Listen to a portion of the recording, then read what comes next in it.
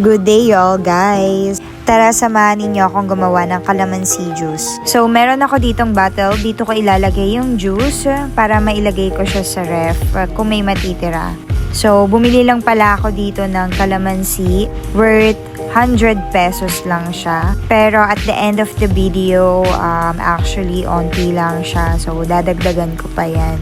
So ginawa ko is nag-start na ako maghiwa-hiwa ng calamansi. And then, after nito is, ayun, pipigaan natin siya para maging calamansi juice. PS guys, hindi ako sila brua. Well, ginawa namin to kasi para maalis yung kati sa lalamunan and ayun nga, medyo inuubo. And we all know naman guys na calamansi is super effective pampawala ng ubo.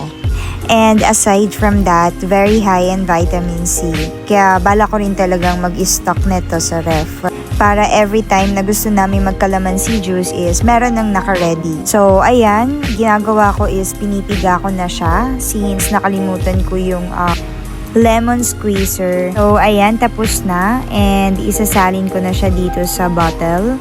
And ayun nga, yung around 100 pesos is actually onti lang pala talaga siya. Naman, dadagdagan ko siya next time. So for now, ito I think okay naman na. So let's timpla and taste. Nag-add lang pala ako dyan ng sugar, ice, and water. And yeah, masarap and nakaka-refresh. Sana gumaling yung ating ubo dito. And I will stock more pa. So thank you guys for watching.